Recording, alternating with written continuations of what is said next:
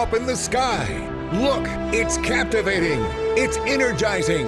It's Eliances Heroes. Eliances is the destination for entrepreneurs, investors, CEOs, inventors, leaders, celebrities, and startups, where our heroes in business align. Now, here's your host flying in, David Kogan, founder of Eliances. That's right. We got the coolest lineup of heroes where we unlock the secrets. Thank you for the feedback we continue to get from last week's show with Jerry Mathers, the real Leave It to Beaver, and also the CEO of Logitech, the $2 billion company. So keep that feedback coming in. Well, today, let me tell you, later on, we've got the CEO and founder of a franchise just rolling out like crazy. He's already in 36 states, and it's called Physical. Wait till you hear the secret of how he got to what he's doing and what he even did before. But let's get started. We've got the co-creator of the Manhattan Monologue Slam. That's right. Masterpiece Theater meets American Idol. And that's Phillip Galinsky.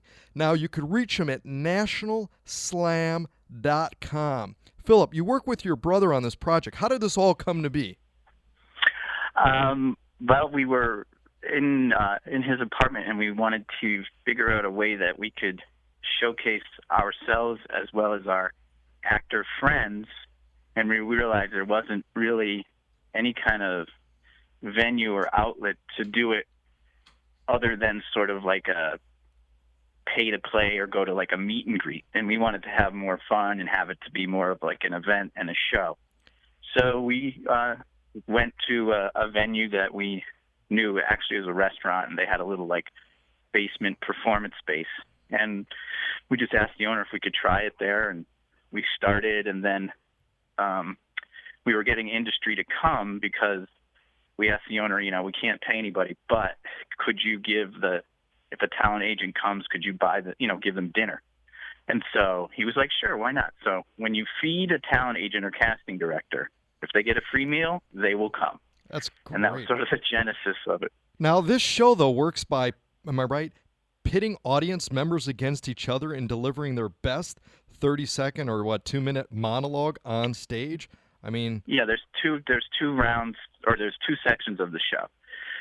So there's a 30-second slam, and that's when actors, probably about 30 actors sign up, and they jump on stage. It's kind of like The Price is Right. They jump on stage and they do their 30-second monologue, and then the panel will pick 4 or 5 of them to come back next month and do a 2-minute monologue. So they're featured. So when you see the show, you'll see 5 2-minute monologues, then we go to intermission, and then you see the 30-second slammers. And if you don't get picked, you can still be a part of the show, because if someone backs out of the 2-minute round, or if you get the most views on YouTube, you get to go into the 2-minute round. And it's also a great opportunity to network, because there's usually like 3 casting directors and 2 agents there. So even if you don't like quote unquote win, you're still meeting and networking with a bunch of people. Yeah, very, very cool. Now, where is this located? The hub is in Manhattan. So it's right in, it's like 4 blocks from Penn Station. It's at this venue called American Beauty, 251 West 30th Street. And it's usually the last Monday of every month. And so from 6 to 7, there's a networking party. And then we start the show at 7. And if you buy a drink, you get a free personal pan pizza. So not only are the artists not starving, they're also performing. This is great. And again, we've got Phillip Galinsky. You can reach him at nationalslam.com. And you're listening with me, David Kogan. Hey, are you a hero? You're listening to the Eliances Heroes radio show. Go to where entrepreneurs align and be part of the community at Eliances.com. That's Eliances.com. David Kogan again with Eliances. Now, Phillip, you got any other locations or anything else brewing? Yeah, we have breaking news on your show exclusively. I love it. Drum roll, please. Drum roll. There you go. Okay. So when you go to nationalslam.com, you will see the dates and different venues across the country that we're going to be doing them. So if you can't make it to New York, we're going to go to Connecticut, Ohio, St. Louis, and we're going to do like a weekend national slamathon where you meet mentors and take classes and seminars just to kind of, if you can't make it to New York City, you can get expertise from New York City casting directors and agents coming to you to talk to you about your career, what you want to do, that kind of thing. So it's a mentorship weekend plus performance show. Sign me up. Yeah. Well, you go to the site. If you go to National Slam, you can just look at the regionals and see what towns are there, and then just register right through the site. Now, Philip, Mm-hmm. I got to share a secret about you, though. You're actually a kidnapper. You are a kidnapper. Yes, you are. Yep. You found out, huh? I did. In fact, tell us a little bit about this whole kidnapping career. Well, it started when they approached me and said that we need you to kidnap Jonah Hill. And I said, that'll be interesting. And once they explained to me I needed to get into a car and be part of a social network, it all kind of clicked because I actually do have a driver's license, so that was good.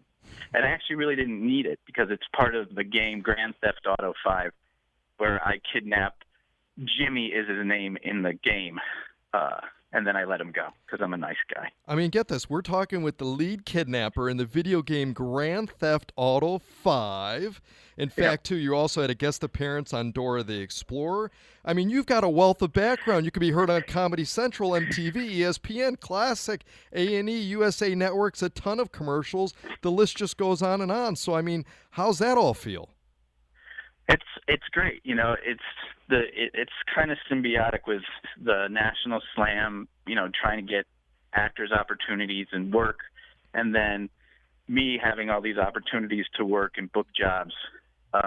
It's really rewarding. I just actually am the voice for national Toyota commercials that are starting to roll out right now. So it's a pretty exciting time for me. Can we hear one sample of one of your favorite voices? Just some sample for our listeners. I'll do the cake stealing bear that I was on Dora the Explorer. Now, I don't mean to name drop, but these were the people that were on the episode. It was Dora, her grandmother, Abuela, the Super Babies, Swiper, and me. I mean, it's an all-star cast. And so the premise was that I was stealing birthday cakes until Dora teaches me how to make birthday cakes so I don't steal anymore. So it's twists and turns of a plot. But one of my lines was, I love birthday cake. Philip, that's incredible. I love the voice. Thank you. That's awesome. So the direction was, can you sound like McGruff the crime dog, but as a bear? And so I did a lot of research, amazing. A lot of Googling. Now, Philip, if you were teaching, though, a class on comedy or acting or even voiceovers, voice acting and stuff, what would you want to share with them? And what's the secret, really, that you can impart that you hope that they will carry with them throughout their career? Because this is a very, extremely competitive environment. Yeah. So the sort of the mantra that I have, it took me a long time to figure it out, but anytime you're auditioning or doing some kind of role, if you think about it, the script's the same for each person that walks in the room.